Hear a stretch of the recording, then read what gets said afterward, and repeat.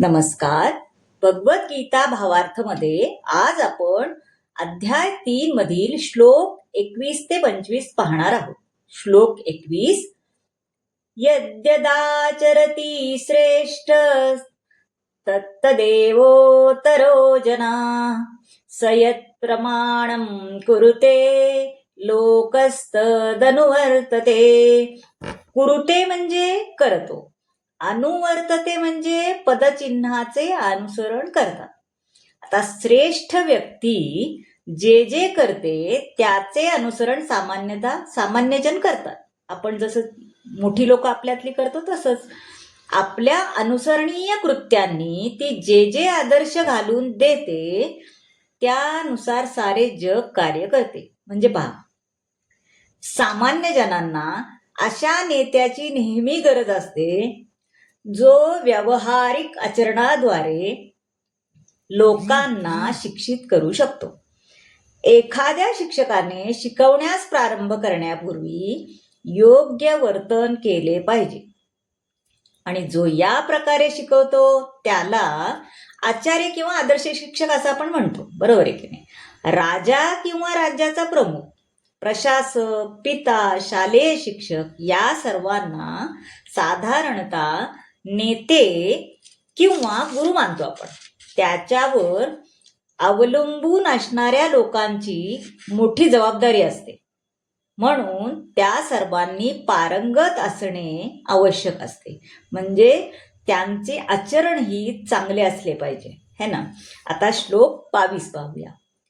न मे पार्थास्ति कर्तव्यं त्रिषु लोकेषु किंचन नानवाप्तमवाप्तव्यं वर्त एव च कर्मणि. अनवाप्तम म्हणजे गरज आहे आणि अवाप्तव्य म्हणजे प्राप्त करण्यालायक. भगवान म्हणतात, हे पार्थ, या तिन्ही लोकांमध्ये माझ्यासाठी कोणतेही नियतकर्म नाही. मला कशाचीही उणीव नाही, तसेच मला काही प्राप्तही करायची गरज नाही आणि तरी सुद्धा मी नियतकर्मांचे आचरण करतो. आता भगवंताच्या शरीराचे स्वरूप सामान्य जीवासारखे नाहीये की नाही? त्यांच्या शरीरामध्ये आणि आत्म्यामध्ये काहीच फरक नाहीये. ते परिपूर्ण आहेत, है की नाही? त्यांची सर्व इंद्रिये दिव्य आहेत, म्हणून त्यांच्यापेक्षा श्रेष्ठ असाही कोणी नाही. पण ज्यांना तिन्ही लोकांमधून काही प्राप्त करायचे नसते तरी सुद्धा क्षत्रियांचा नेता म्हणून श्रीकृष्ण युद्धभूमीमध्ये कार्यरत आहेत. कारण पीडित लोकांचे रक्षण करण्यास क्षत्रिय कर्तव्यबद्ध असतात म्हणून. श्लोक 23 पाहूया. यदि ह्ययं न वर्तेयं जातु कर्मण्यतन्द्रितः मम वत्मानुवर्तन्ते मनुष्या पार्थ सर्वशः. हे पार्थ, जर मी नियत कर्मांचे पालन काळजीपूर्वक केले नाही तर सर्व लोक निश्चितपणे माझ्या मार्गाचे अनुसरण करतील. बरोबर, जसं वरती सांगितलं, मोठे लोक जसे वागतात तसेच दुसरेही वागतात.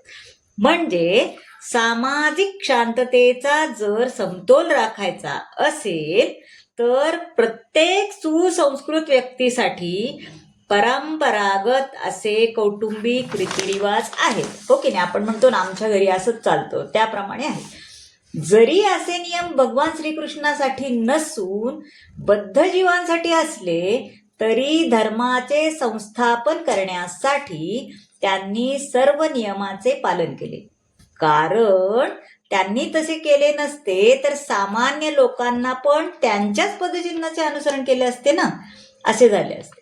त्यामुळं त्यांनी सर्व नियमांचे पालन केले. आता श्लोक 24 पाहूया. उत्सीदेयुरिमे लोकान् कुर्या कर्म चेदहं सकर्रस्य च कर्ता स्यामुपहन्यामि मा प्रजा. आता उत्सीदेयु म्हणजे नष्ट होते, कुर्याम म्हणजे आचरण केले, संकरस्य म्हणजे अनावश्यक प्रजा, हे केले. आणि उपहान्य म्हणजे विनाश करणारा. भगवान म्हणतात, मी जर नियत कर्म केले नाही तर हे सर्व ग्रहलोक नष्ट होऊन जातील. अनावश्यक लोकसंख्या उत्पन्न करण्यास मीच कारणीभूत होईल. म्हणून आणि त्यामुळे सर्व प्राणी मात्रांच्या शांततेचा मी विनाशक होईल. वर्णसंकट म्हणजे अनावश्यक लोकसंख्या, जी सामान्य समाजाची शांतता भंग करते. बरोबर आहे, आपण बघतोच आता. काही लोक भगवंताच्या रासलीला आणि नृत्य यांच्याद्वारे अनुकरण करण्याचा प्रयत्न करतात, पण ते लोक हे विसरतात की गोवर्धन पर्वत उचलण्यास आपण समर्थ आहोत का? नाही. म्हणून मनुष्याने ते भगवान करू शकतात ना, तरी पण मनुष्याने सामर्थ्यवान शक्तीचे, सामर्थ्यशाली व्यक्तीचे अनुकरण करण्यापेक्षा त्यांच्या केवळ उपदेशांचे आपण पालन केले तरी ते उत्तम आहे ना. मोठ्या माणसांचं ऐकलं तरी तेच आपल्यासाठी छान आहे ना. तसं भगवंतांनी सांगितलं आहे. आता श्लोक 25 पाहूया. सक्ता कर्मण विद्वांसो यथा कुर्वन्ति भारत कुर्याद्विदांस्तथा सक्तश्चिकीर्षुर्लोकसंग्रहम्. आता इथे सक्ता म्हणजे आसक्त झालेले, अविद्वांस म्हणजे अज्ञानी लोक.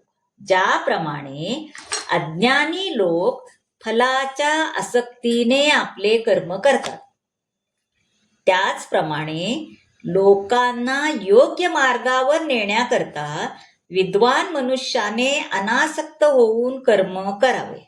आता कृष्ण भावना भाविक मनुष्य पहा, हा भौतिक कर्मामध्ये अतिशय आसक्त असणाऱ्या अज्ञानी व्यक्तीप्रमाणेच कर्म करतो, परंतु तो श्रीकृष्णाच्या संतुष्टीसाठी असे कर्म करतो ना.